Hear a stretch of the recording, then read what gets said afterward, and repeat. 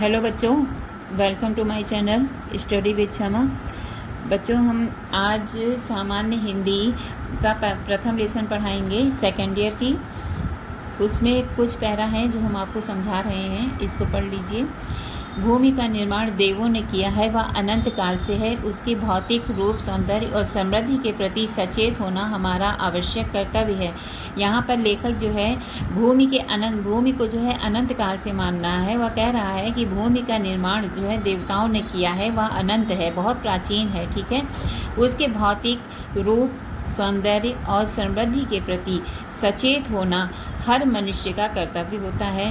भूमि के पार्थिव स्वरूप के प्रति हम यानी कि मनुष्य जितना अधिक जागरूक होगा, उतनी ही हमारी राष्ट्रीयता जो है बलवान होगी। यह पृथ्वी सच्चे अर्थों में समस्त राष्ट्रीय विचारधाराओं की जननी है। यह पृथ्वी जो है सच्चे अर्थ में इसका जो है सच्चे अर्थ में राष्ट्रीय विचारधाराओं की जननी है।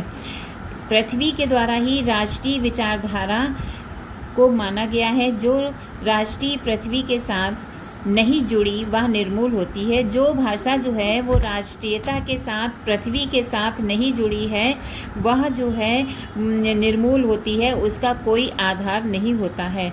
राष्ट्रीयता की जड़ें जितनी अधिक पृथ्वी से जुड़ी होंगी, उतना ही राष्ट्रीय भावों का अंकुर जो है फलेगा फूलेगा।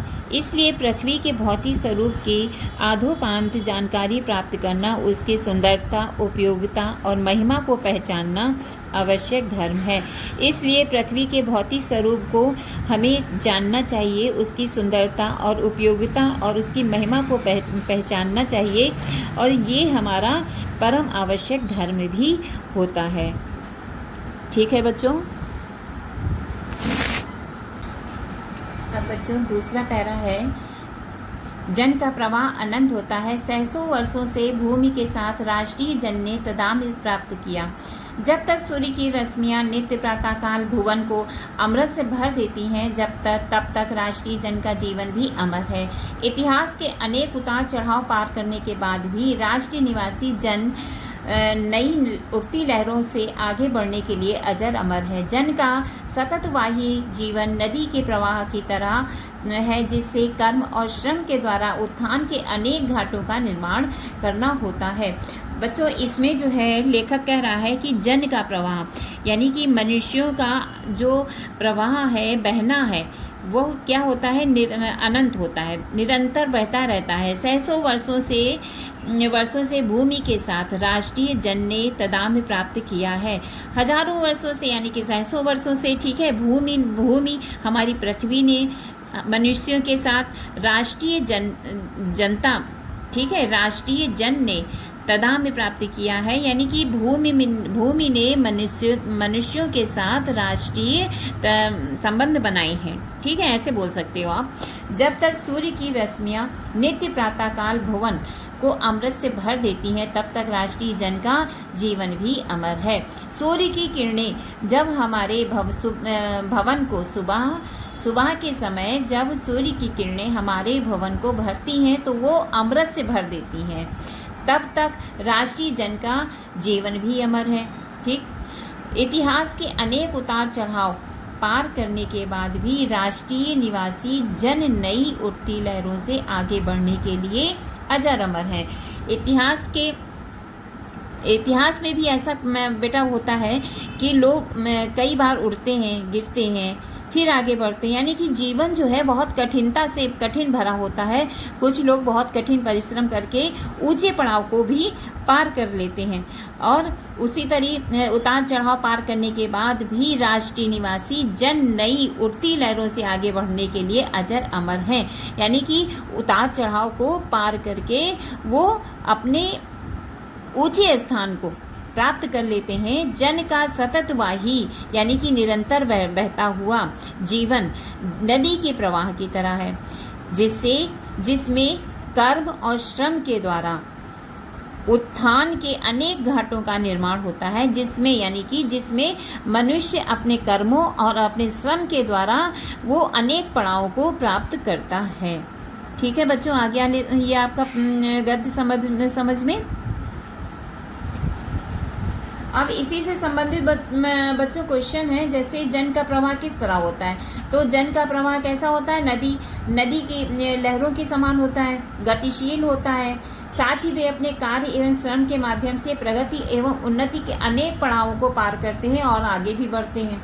राष्ट्रीय जन निवासी जन किसके समान आगे बढ़ने के लिए अजर अमर हैं, तो किसके समय, राष्ट्रीय निवासी जन नदी में उठती लहरों के समान, ठीक है, आगे बढ़ने के लिए अजर अमर होते हैं। रेखांकित अंश की व्याख्या कीजिए। तो मैंने अभी आपको इसका अर्थ समझाया है, आप वैसे ही उसका अर्थ लिख देंगे। बाकी लेखक का नाम और चैप्टर का नाम आप इसको देख लीजिएगा, याद कर लीजिए। अब अगला क्वेश्चन,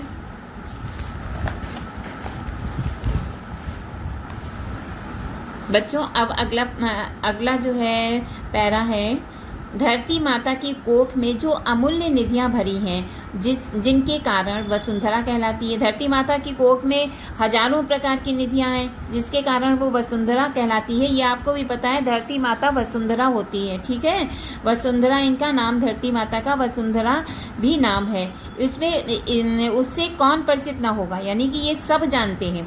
लाखों वर्षों से अनेक प्रकार की धातुओं को पृथ्वी के गर्भ में पोषण मिला है। लाखों वर्षों, शताब्दियों वर्षों से जो है पृथ्वी की गोद में, यानी कि पृथ्वी से ही अनेक प्रकार की चीज़ें जो हैं उत्पन्न हुई हैं, यहीं से पली बड़ी है।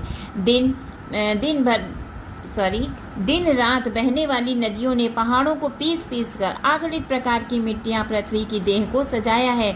निरंतर बहने वाली जो नदियाँ हैं उनकी लहरें पत्थरों से टकरा कर उस पत्थर को भी मिट्टी बना देती हैं, और वह मिट्टी जो है पृथ्वी की देह बन जाती है या पृथ्वी की देह को सजाती हैं। हमारी भावी आर्थिक अभ्युदय के लिए इन सब की जांच पड़ताल अत्यंत आवश्यक है। यानी कि हमारे जीवन के विकास के लिए जो है हमें यह जानना बहुत ही ज़रूरी है कि पृथ्वी से हमें कितना लाभ होता है। पृथ्वी की गोद में जन्म लेने वाले जड़ पत्थर कुशल शिल्पियों से सवारे जाने पर अत्यंत सौंदर्य के प्रतीक बन जाते हैं। पृथ्वी की गोद में जो जड़ पत्थर यानी कि पत्थर हैं, वो जो हैं कुशल शिल्पकार जो होते हैं, वे क्या करते हैं, उनको मूर्ति का रूप देते हैं, उनको सांचे में ढाल देते हैं, और वो फिर कितने सुंदर लगने लगते हैं। नाना भांति के अनगढ़ नग्न विंध्य की नदियों के प्रवाह में सूर्य की धूप से चिलकते रहते हैं, और नाना प्रकार के छोटे मोटे पत्थर जो होते हैं वो नदियों की प्रवाह में से जो है टकराते हैं और वो साफ हो जाते हैं, और उस पर जब सूर्य की किरणें पड़ती हैं तो वो चमक उठते हैं। तब उनके प्रत्येक घाट से नई शोभा और सुंदरता फूट पड़ती है, वे अनमोल हो जाते हैं। और जो वो पत्थर होते हैं ना, वो होते हैं तो कारीगर उस पत्थर को एक नया रूप दे देते हैं, जिससे वे अत्यधिक सुंदर होते हैं। अब जो है पृथ्वी को वसुंधरा क्यों कहते हैं, इसमें क्वेश्चन आया है आपको, तो हमने आपको बताया पृथ्वी को वसुंधरा इसलिए कहते हैं क्योंकि पृथ्वी के गर्भ से अमूल्य निधियों का भंडार है। गर्भ में अमूल्य निधियों का भंडार है जो लाखों करोड़ों वर्षों से मौजूद है। इन निधियों को पृथ्वी के गर्भ में पोषण प्राप्त होता है, यानी कि ये सारी निधियां जो हैं पृथ्वी के अंदर से ही उत्पन्न होती हैं। पृथ्वी की देह को किसने सजाया है, तो पृथ्वी की देह को नदियों ने सजाया है। दिन रात बहने वाली नदियां पहाड़ों को पीस कर उन्हें मिट्टी में परिवर्तित कर देती हैं। इन अनेक प्रकार की मिट्टियों से पृथ्वी की देह को सजाया गया है।